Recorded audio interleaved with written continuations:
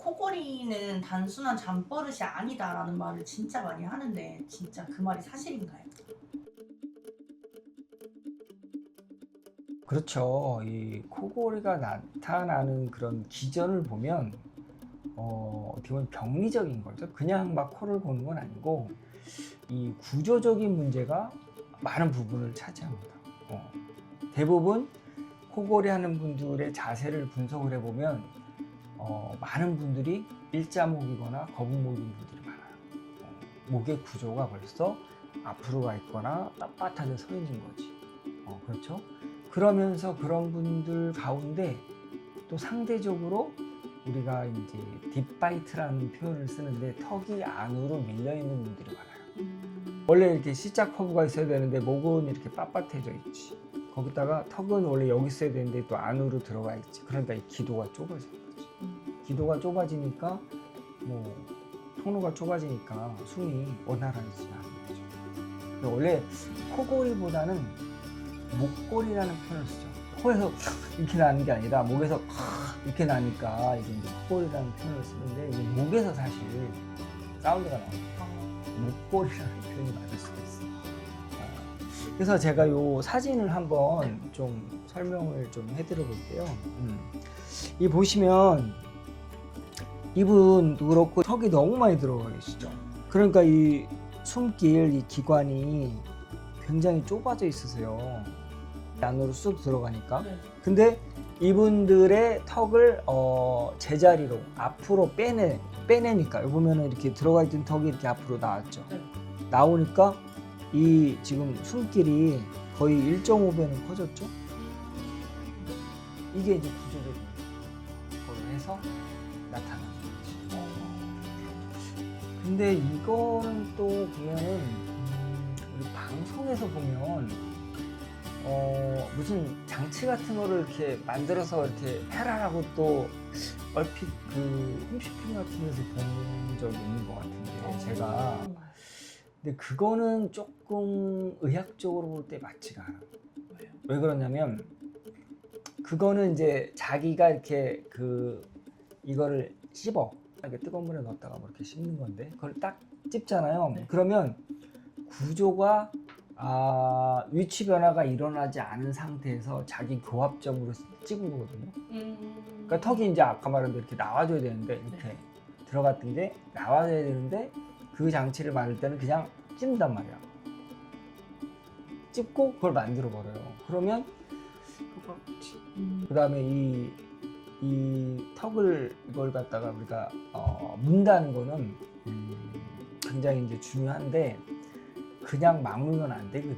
뭐냐면 좌우, 전후, 상하, 수평이 맞은 상태에서 딱 물어줘야지 이게 턱이 가장 아이디어란 그 위치로 딱 가거든요.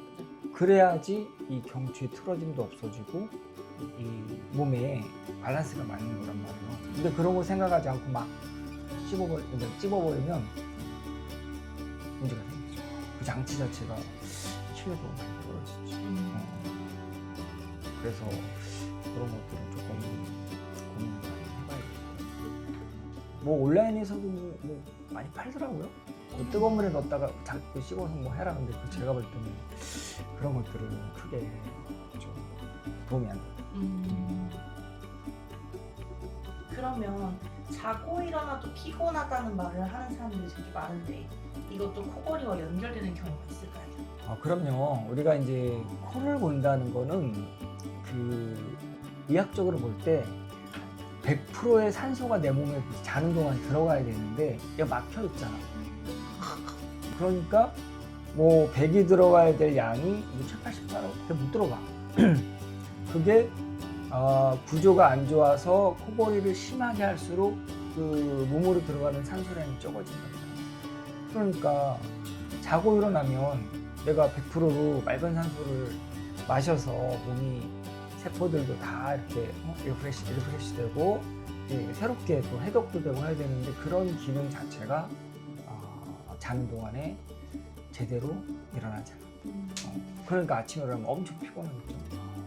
그러면 체형이 마르신 분들도 코골이를 하시는 경우가 있을까요? 일단은 멀쩡한 우리 환자들도 약간 살이 찌면서 코를 고는 분들이 좀 상대적으로 많이 있어요. 왜 그러냐면 비유가 되니까.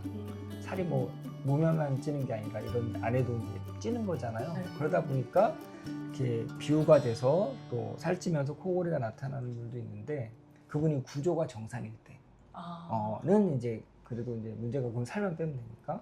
근데 마른데도 만약에 코를 많이 곤다? 그거는 구조적인 문제를 갖고 있다고 봐야죠. 잘 체크해 봐야 돼요. 그런 구조적인 문제를 해결하려면 어떤 방법들이 있을지. 제가 이제 항상 우리 치료 도구로서 말씀드리는 게 이렇게 안으로 들어가 있던 턱들이 네. 다 제자리로 지금 와 있잖아요. 그렇죠? 네. 이게 이제 그냥 제자리로 오질 않거든. 이거를 제자리로 오게 하는 장치가 있어요. 우리 의료기기인데 그 표준형 구강 장치라고 하는데 네. 그 장치를 착용을 하는 거죠. 자는 동안에 아니면 낮에도. 네. 그러면 그 위치 변화가 잘못되어 있는 턱, 너무 앞으로 나와 있다든지 너무 뒤로 들어가 있다든지 너무 좌측이나 우측으로 쏠려 있다든지 그런 턱들이 제자리로 오게 만들어주는 거예요. 그런 장치를 이용해서 치료를 하는 거예요.